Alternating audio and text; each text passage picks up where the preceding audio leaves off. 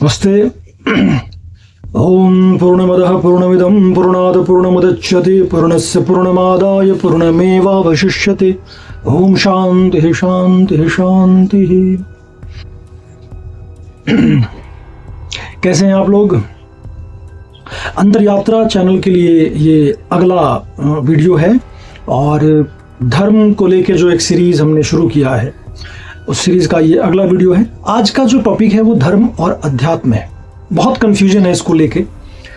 आपने सुना भी होगा कि जो नए लोग हैं, जो नई पीढ़ी है, उसमें ये कंफ्यूजन बहुत ज़्यादा है कि धर्म को जो रीति रिवाज है या जो मंदिर जाना है या जो रिचुअल्स हैं उसको पालन नहीं करना है। मैं तो आध्यात्मिक हूँ, मैं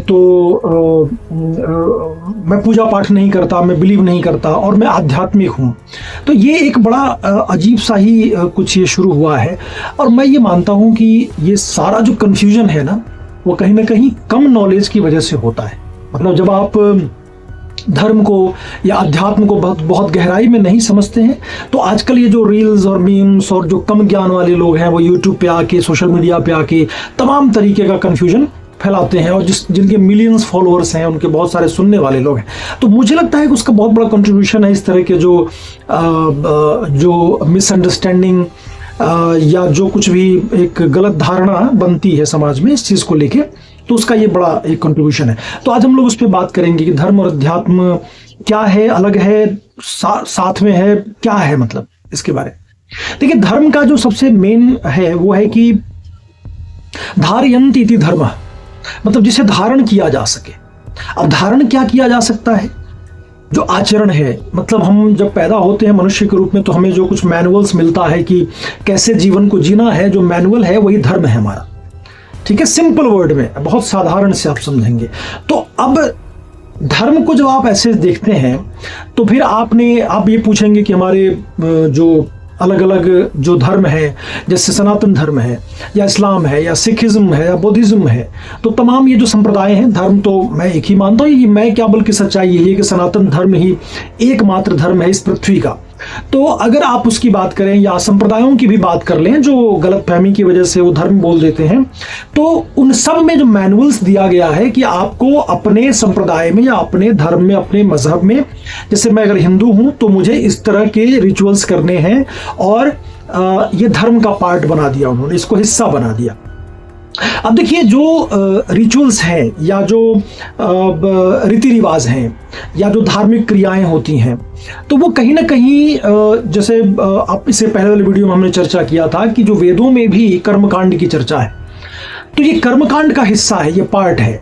लेकिन वही अंतिम सीढ़ी है या वही सब कुछ है, ऐसा बिल्कुल नहीं है। इस बात को समझना बहुत ज़रूरी है कि जो रीति रिवाज हैं हमारे घरों में, जैसे आपने भी देखा होगा कि हिंदू में भी जो अलग अलग परिवार हैं, उन परिवारों का भी अपना अलग अलग रीति रिवाज होता है, कुल देवता भी होता है ना, और कुल देवता के हिसाब से उनके रीति रिवाज बने होते हैं। वैसे अगर आप देखें तो सनातन धर्म में आदि शंकराचार्य जो बहुत बड़े गुरु हैं, जो वेदांत के प्रवर्तक हैं, उन्होंने कहा कि देखिए, बहुदेववाद को लेके आप लोग इतना कंफ्यूजन में मत रहिए। पंचदेव की पूजा का उन्होंने प्रावधान किया और 5 देवता में जैसे उन्होंने कहा कि गणपति बप्पा हैं, शिव जी हैं, हनुमान जी हैं, उसके बाद में शक्ति की पूजा करें तो लक्ष्मी जी हैं और विष्णु जी हैं। ऐसे 5 देवताओं का उन्होंने नाम लिया कि सिर्फ 5 देवताओं की ही पूजा आप लोग करें ताकि सारा कंफ्यूजन नहीं होगा। इतने ज़्यादा कि भाई हमारे हिंदुत्व में जो है वो बहुदेववाद होता है और उससे बहुत कंफ्यूजन है। तो साफ साफ ये जान लीजिए कि जो 5 देवता अगर आदि शंकराचार्य कह रहे हैं तो ये बहुत प्रकांड विद्वान, बहुत पहुंचे हुए संत थे, शिव जी के अवतार भी माने गए। और तो अगर वो कुछ कह रहे हैं तो बहुत गहराई है उसमें। तो इसलिए पंच देवता की पूजा करना ही मुझे लगता है कि सबसे ज़्यादा ज़रूरी है, जिससे कन्फ्यूजन नहीं होता है। अब आइए फिर हम अपने टॉपिक पे लौटते हैं कि धर्म और अध्यात्म। धर्म में क्या है कि जैसे मैंने कहा कि हर परिवार का कुल देवता है, उसमें कुछ रीति रिवाज हैं। तो अब आप कहेंगे क्या धार्मिक क्रियाएं हैं, रीति रिवाज हैं, जो भी हमारे जो हम दैनंदिनी जो हमारी चीज़ें हैं, जैसे हम मंदिर जाना है, जो टीके लगाना है या हाथ में जो कलावा बांधते हैं, तो ये सब क्या ज़रूरी है? जो जैसे हम गंगा नदी में स्नान करने जाना है, या तमाम जो उत्सव होते हैं, फेस्टिवल्स होते हैं हिंदुओं के, तो क्या वो सब धर्म के पार्ट हैं और वो करना चाहिए नहीं करना चाहिए? बहुत ज़रूरी है इस बात को समझना कि जो धार्मिक रीति रिवाज हैं और धार्मिक जो क्रियाएं हैं वो आपको आपके मैनुअल्स से जोड़े हुए रहते हैं। मैं पाखंड की बात, अंधविश्वास की बात नहीं कर रहा हूं। डेफिनेटली अंधविश्वास और पाखंड भी साथ में जुड़ा है, इस बात को समझिए। रीति रिवाजों में समय के साथ साथ ब्राह्मणों की जो दुर्दशा है या आर्थिक स्थिति बहुत खराब होती गई, तो उनको भी तो चाहिए, पूजा पाठ कराने वाले लोग थे, तो उन्होंने कुछ कुछ ऐसे रीति रिवाज जोड़ दिए जिससे कि उनका आय होता रहे, आमदनी होता रहे। मैं इस बात को स्वीकार करता हूं, लेकिन वो उनकी मजबूरी थी, वो जरूरी भी था कहीं ना कहीं। समय के साथ लोग पंडितों से पूजा करा लिए, उनको दक्षिणा में अगर आप कुछ अच्छा नहीं देंगे तो उनका भी घर कैसे चलेगा? उनके ही बाल बच्चे हैं, उनका ही परिवार है, तो इसलिए वो अपनी जगह है। अब आइए समझते हैं कि धर्म से अध्यात्म का क्या संबंध है और कितना क्या है। अध्यात्म को अगर आप परिभाषित करें तो आत्मा की ओर जाना, आत्मा का ज्ञान, आत्मज्ञान, ये अध्यात्म है। और आत्मा का, परमात्मा का ज्ञान की जब आप बात करते हैं तो अंतर यात्रा की बात होती है, उसमें बाह्य यात्रा का बहुत कम ही प्रावधान होता है, ठीक है। तो लेकिन इसका मतलब ये नहीं है कि मैं आध्यात्मिक हूं, इसका मतलब मैं धार्मिक नहीं हूं। ये बहुत बड़ी मूढ़ता है, मूर्खता है ऐसा कहना। धर्म की ही अगली सीढ़ी जो है वो अध्यात्म है। जैसे मैंने कहा कि मंदिर, मस्जिद जो भी है, मंदिर हम जाते हैं, पूजा पाठ करते हैं, तो पूजा पाठ एक सीढ़ी है, पहली सीढ़ी है, दूसरी सीढ़ी ऐसा आप मान लें। रीति रिवाज है वो माध्यम है उस आत्म ईश्वर तक पहुंचने का, उस सत्य तक पहुंचने का के लिए ये सीढ़ी बनाई गई है। लेकिन हम इस सीढ़ी को ही अपना अंतिम लक्ष्य न माने तो बेहतर है। इस बात को मुझे लगता है जितने भी पंडित हैं जो पूजा पाठ कराते हैं उनको भी ये बात बताना चाहिए। जो आजकल के बाबा लोग हैं या जो धार्मिक गुरु अपने आप को कहते हैं, उन लोगों को भी अपनी दुकान ना चला के बल्कि ये सच्चाई सबको बताना चाहिए समाज में कि आखिरकार ये है क्या, धर्म हम क्यों है, मंदिर क्यों है, पूजा पाठ क्यों है, रिचुअल्स क्यों है, रीति रिवाज क्यों है ना, धार्मिक क्रियाएं क्यों हैं।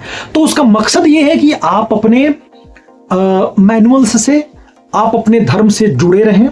रीति रिवाज कहीं ना कहीं आपको आपके धर्म से जोड़ के रखता है, ठीक है। इसलिए देखेंगे कि जब घर में कोई पूजा पाठ होता है तो सब लोग इकट्ठा होकर मिलते हैं, पंडित जो है आते हैं, वो संस्कृत का मंत्रोच्चारण करते हैं, वैदिक मंत्रोच्चारण करते हैं, तो उसका होना बहुत जरूरी है, इस बात को समझना है। लेकिन वो अंतिम लक्ष्य नहीं है। पहले के जो मंदिर बनते थे उसका मतलब होता था वहां ध्यान किया जाता था। आज कितने लोग हैं जो मंदिर में जाके ध्यान करते हैं? मंदिर में गए, घंटी वंटी बजाए, पूजा पाठ, अगरबत्ती जला दिए, फूल चढ़ा दिए, तमाम रिचुअल्स कर दिए, लेकिन ध्यान कोई नहीं करता है। तो हम भटक चुके हैं। डेफिनेटली मंदिर का जो उद्देश्य था वो ये था कि वहां जाके उस मूर्ति पे ध्यान लगाना है। और मूर्ति एक सिंबल है ना, जिसको रूप ध्यान कहते हैं। रूप ध्यान के लिए ही वो रूप बनाया गया, वो आकृति को बनाया जाता था। आज हम उसी रूप में अटक चुके हैं। हमें लगता है कि वही भगवान है, वह वहीं पे है, बस सर पटक रहे हैं, वहीं जाके फूल चढ़ा रहे हैं, मंत्र पढ़ रहे हैं। कुछ नहीं होगा। वहां ध्यान लगा के आपको आगे बढ़ना है। अंतिम लक्ष्य मंदिर नहीं है, रीति रिवाज अंतिम लक्ष्य नहीं है। तो जो आपको आगे बढ़ने में मदद करता है धर्म के बाद, वो अध्यात्म वाली सीढ़ी है। और अध्यात्म में जब आप बहुत गहराई में जाते हैं तब आप धीरे धीरे धीरे धीरे उस अंतिम सत्य तक, उस ब्रह्म तक आप पहुंचते हैं, उस परम चेतना तक आप पहुंचते हैं। लेकिन वो संभावना हमारे ही शरीर में है, और वो टूल्स है, वो माध्यम है, जो मंदिर है या रिचुअल्स हैं, वो टूल्स हैं, उसमें कभी भी अटकना नहीं है। आई होप कि आपको इस वीडियो से क्लियर हो गया होगा। तो अध्यात्म में जब आप जाते हैं तो अंतर यात्रा जब आप शुरू करते हैं तो उसमें ध्यान से, मेडिटेशन से ही शुरुआत होती है। बहुत फिर आगे तक आप जाएंगे तो जैसे आपने अष्टांग योग की बात सुनी होगी, यम, नियम, आसन, प्राणायाम, प्रत्याहार, ध्यान, धारणा और समाधि। तो ये पूरा का पूरा है। 4 पुरुषार्थ है ना। वैसे ही जो आश्रम है हमारे 4, वो बने हुए हैं। तो ये सब जो है बहुत ही बेहतरीन टूल्स रहे जो कि अंतिम सत्ता तक, उस परम सत्य तक पहुंचने के लिए बनाया गया था। चलिए आज की वीडियो में इतना ही। धर्म और अध्यात्म को लेकर जो कंफ्यूजन है आई होप दूर हो गया होगा। तो आप भी इस बात को लोगों तक पहुंचाएं, इस वीडियो को पहुंचाएं, सब्सक्राइब कर लें अगर आपने अब तक नहीं किया है। ओम नमः शिवाय।